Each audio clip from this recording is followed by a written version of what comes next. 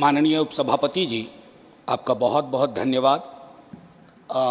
मैं सिर्फ ये कहना चाहूँगा, आज सुबह जब पता चला कि economic situation in the country पर शॉर्ट ड्यूरेशन डिस्कशन है, तो मुझे कभी नहीं लगा था कि हमारी पूरी बातचीत टैक्सेशन, फॉरेन एक्सचेंज रिजर्व्स और वगैरह वगैरह की चीज़ों में रहेगी। अर्थव्यवस्था का वो एक चेहरा हो सकता है, लेकिन एक जनप्रतिनिधि जो राज्यसभा और लोकसभा में बैठे हुए हैं, उनके लिए आर्थिक परिस्थिति पे जब हम बात करते हैं ना, तो सर सबसे पहले गरीब की थाली नजर आती है।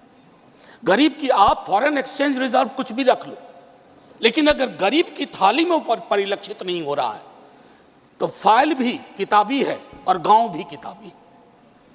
मैं सिर्फ, और हाँ, बहुत बढ़िया कहा जावड़ेकर साहब ने कहा 80 करोड़ लोगों को, हालांकि मैं उस शब्द का इस्तेमाल नहीं करूंगा कि मुफ्त कुछ नहीं होता सर। मैं कई बार सदन में बोल चुका हूं, अगर 80 करोड़ लोगों को आपको अनाज देना पड़ रहा है, तो मुझको अर्थव्यवस्था पर कोई टिप्पणी नहीं करनी है कि आर्थिक परिस्थिति क्या है, कितनी समावेशी है, वगैरह वगैरह।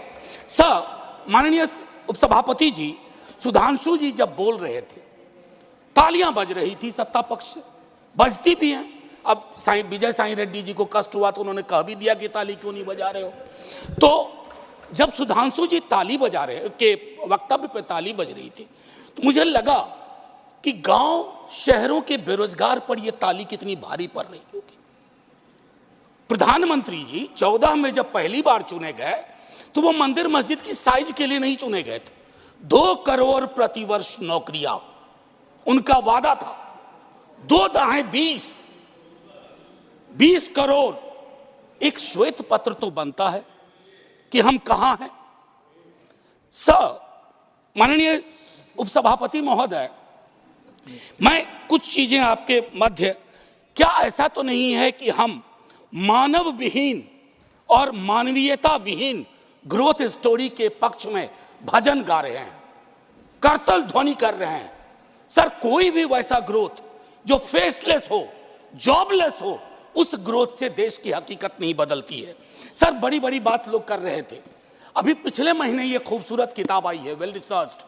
आधी किताब में सर रेफरेंस है, ये है अनइक्वल। सर, हम किन देशों से पीछे हो गए हैं पता है?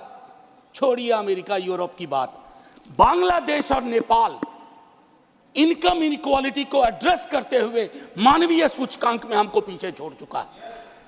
ये है सर दस्तावेज, ये अनइक्वल स्वाति नारायण की। बीते दिनों बिहार में एक जातिगत सर्वेक्षण हुआ। मैं चाहूंगा तमाम हमारे भाजपा के मित्र, उनको ना उससे मतलब ना हो, उसके प्रति विरोध हो, लेकिन एक बार उस दस्तावेज को पढ़िए, क्योंकि उन आंकड़ों में नंबर के बाद आर्थिक सामाजिक परिवेश भी जाहिर हुआ है। और तब प्रधानमंत्री जी, पुनः ले जाऊंगा 14 में बिहार गए थे, बिहार को स्पेशल स्टेटस की बात वो करके आए थे, हाजीपुर, दरभंगा, पटना। सर, बिहार को आपकी जरूरत है माननीय सत्ता पक्ष। बिहार के पास रेवेन्यू के साधन कमतर हैं। बिहार को लेबर सप्लाई स्टेट के नजरिए से मत देखिए, बिहार को स्पेशल स्टेटस दीजिए। क्योंकि अगर आप इस किताब का विश्लेषण करें, सरकार के आंकड़ों का विश्लेषण करें, तो आपको साफ दिखेगा कि बिहार, झारखंड, उत्तर प्रदेश और मध्य प्रदेश देश के बाकी राज्यों से पिछड़ रहा है। उसके अलावा दूसरा पहलू कहता हूं माननीय उपसभापति महोदय, इस किताब में बाबा साहब भीमराव अंबेडकर को धृत किया गया है, नॉर्थ साउथ डिवाइड के संदर्भ में भी। और ये पुरानी बात है सर, एफडीआई को ही देखिए कि नॉर्थ में कितना, साउथ में कितना, तो ये फर्क आपको साफ नजर आ जाएगा। इसलिए मैं कहता हूं कि बिहार को नए नजरिए से देखिए। जो शुरुआत वहां के मुख्यमंत्री नीतीश जी, तेजस्वी जी ने की, आप हैंड होल्डिंग करिए और स्पेशल स्टेटस दीजिए। दूसरी चीज सर, अगर मनरेगा में रूरल डिमांड बढ़ रहा है, तो रूरल डिस्ट्रेस को एक्नॉलेज करिए। उसको एक्नॉलेज किए बगैर बात नहीं बनेगी। उसको डिनाइल से अब कुछ हासिल नहीं कर पाए। पॉवर्टी इंडेक्स पर आपने कई वर्षों से काम नहीं किया। आप आंकड़ों के बारे में, तो सरकार का दृष्टिकोण है कि विश्व के टिम्बकटू में अगर एक आंकड़ा पक्ष का कोई बोल दो तो उसको प्रदर्शनी लगा देंगे। अगर कोई आंकड़ा सरकार को असहज करता है, कहेंगे हम तो इसको मानते ही नहीं है, इनकी तो मेथोडोलॉजी खराब है। साहब नहीं, ये डिफरेंशियल दृष्टिकोण मत रखिए। हंगर इंडेक्स पे खुल के कहिए हम मीट नहीं कर पाए हैं। ये सत्ता पक्ष और विपक्ष का मामला नहीं है, ये मामला है हमारे कलेक्टिव फेलियर का। हमें एड्रेस करना होगा। आपको असल में लग गया सर, बस 1 मिनट लूंगा माफी के साथ। सर, आपको असल में लगता है कि आप इनकम इनइक्वालिटी की बात ना करें, पॉवर्टी रिडक्शन की बात ना करें, अनएम्प्लॉयमेंट एड्रेसिंग की बात ना करें, चुनाव आप फिर भी जीत जा रहे हैं।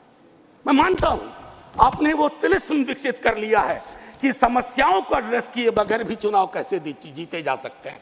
लेकिन जिन बोतल से निकला ये जिन देश पर बहुत भारी पड़ने जा रहा है। वेल्थ टैक्स को लेकर के, इनकम इनइक्वालिटी को लेकर मैंने कहा वेल्थ टैक्स 16 में आपने अबॉलिश कर दिया।